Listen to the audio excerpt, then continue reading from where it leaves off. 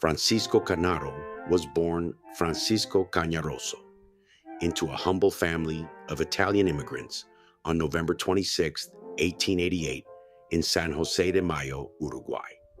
His parents, Giuseppe Cañaroso and Rafaela Gatto, had migrated to Uruguay from Italy, seeking better economic opportunities.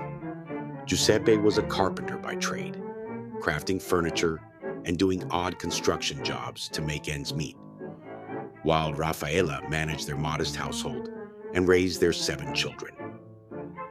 Life in San Jose de Mayo, Uruguay, was challenging. The town lacked sufficient opportunities for upward mobility for working-class families like the Cañarosos. Francisco was nicknamed Pirincho. This nickname originated from a humorous incident at his birth, when the midwife remarked that his tuft of hair resembled the crest of a pirincho, a bird commonly found in Uruguay and Argentina. This nickname stuck with him throughout his life and career. Francisco, the eldest of the children, often acted as a surrogate parent to his younger brothers and sisters. This early responsibility instilled in him a sense of discipline and ingenuity that would later define his career. The family's financial struggles were worsened by periodic economic downturns in the region, forcing them to relocate frequently in search of stability. In 1900, when Francisco was just 12, the Cañaroso family made the decision to emigrate to Buenos Aires, Argentina. The move was driven by the promise of better economic prospects and the attraction of a growing Italian immigrant community in Buenos Aires, which offered familiarity and support. They settled in the district of San Cristobal, a working-class neighborhood characterized by its immigrant population and a cacophony of cultural influences.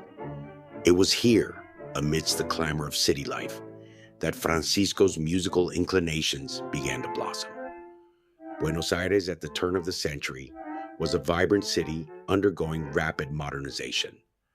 The Cañaroso family's new home was a modest tenement, shared with other immigrant families. These crowded living conditions fostered a sense of community, but also highlighted the economic hardships they faced. Francisco quickly immersed himself in the city's rich cultural environment, where the sounds of Italian folk songs, African candombe rhythms, and the emerging strains of tango mingled in the streets. Despite their poverty, music was a source of comfort and expression for the family. Giuseppe would often play the mandolin, and Rafaela's singing brought moments of joy and unity to their home. Francisco's first exposure to music came from these familial gatherings. Fascinated by the melodies, he began experimenting with makeshift instruments.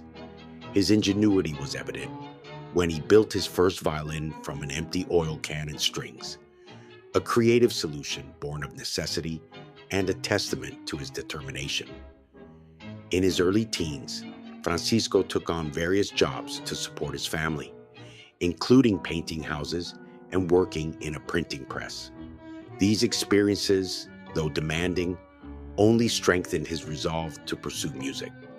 By the age of 15, he was already performing in local bars and cafes, gradually honing his craft and gaining recognition as a talented violinist. By the early 1900s, Francisco had become proficient enough on the violin to perform at cafes and local events. Tango was still considered a music of the lower classes, often performed in seedy bars and brothels. But Francisco was captivated by its rhythm and emotion. His first significant professional opportunity came when he joined a small tango orchestra led by Vicente Greco, one of the pioneers of tango. Francisco adopted the stage name Canaro, simplifying his last name and giving it a more Spanish sound. This marked the beginning of a lifelong career that would see him transform from a talented violinist into a celebrated composer, conductor, and producer. Throughout his career, Canaro collaborated with numerous lyricists and musicians who were instrumental in shaping his style. Notable among them was the lyricist Enrique Santos Discépolo. whose expressive and often satirical verses complemented Canaro's melodies. Another significant partnership was with lyricist Luis Cesar Amadori, with whom he produced some of his most memorable tangos. Canaro also worked with iconic singers such as Roberto Maida, Agustin Irusta, and Ada Falcón. Ada Falcón, in particular, shared a deep personal and professional bond with Canaro. Their relationship was often fraught with tension, as Falcón's fiery temperament clashed with Canaro's more disciplined demeanor. Despite these challenges, their collaborations resulted in some of the most celebrated recordings in tango history.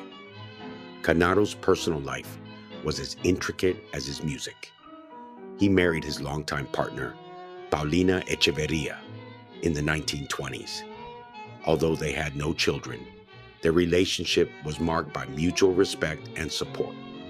Paulina played a pivotal role in Canaro's career, managing logistical and financial aspects, particularly during his extensive tours abroad. Her unwavering support enabled Canaro to focus on his artistic endeavors, and their partnership was seen as a model of devotion and teamwork. However, Canaro's life was not without controversy. He engaged in a passionate and tumultuous affair with Ada Falcón, who was deeply in love with him. Their relationship was the subject of widespread speculation within the tango community. Falcón, known for her dramatic and emotive nature, often expressed her frustration with Canaro's inability to fully commit to their relationship, as he remained married to Paulina. This tension led to frequent arguments and emotional upheavals. The affair had a profound impact on Falcón's life and career. Feeling betrayed and disillusioned, she withdrew from public life in the 1940s, retreating to a convent and severing ties with the music industry. Canaro, though saddened by her departure, continued his work, but the relationship left a lasting imprint on his personal narrative. Despite these challenges, Canaro also cultivated close friendships and professional relationships with many of his contemporaries. His ability to inspire loyalty and camaraderie among his peers was a testament to his charisma and dedication to the art of tango. In the later years of his life, Canaro faced significant health challenges. He suffered from arthritis, which made playing the violin increasingly difficult. Despite his physical ailments, he continued to compose and direct orchestras. Canaro also had occasional brushes with legal issues, primarily related to disputes over copyright and royalties.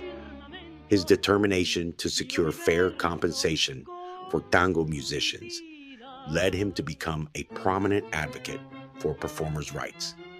In 1946, he founded the Argentine Society of Authors and Music Composers, SADAIC, an organization that continues to protect the interests of artists. Francisco Canaro's contributions to tango are immense. He was among the first to bring tango to international audiences, performing in Paris, New York, and Tokyo. His compositions, including classics like La Comparsita, a collaboration with Gerardo Matos Rodriguez, and Adiós Pampa Mia, remain staples of tango repertoire. Canaro passed away on December 14, 1964, in Buenos Aires. His funeral was attended by thousands, a tribute to his enduring influence on Argentine culture. Today, he is remembered not only as a maestro of tango, but also as a pioneer who elevated tango from its humble origins to global acclaim. It's been a pleasure exploring the soul of tango with you, and I hope you join me next time as we explore the music, culture, and dance that is tango argentino. Until the next time, hasta la próxima. If you enjoyed this video, please subscribe to my channel and be sure to check out my other videos and leave your thoughts in the comments.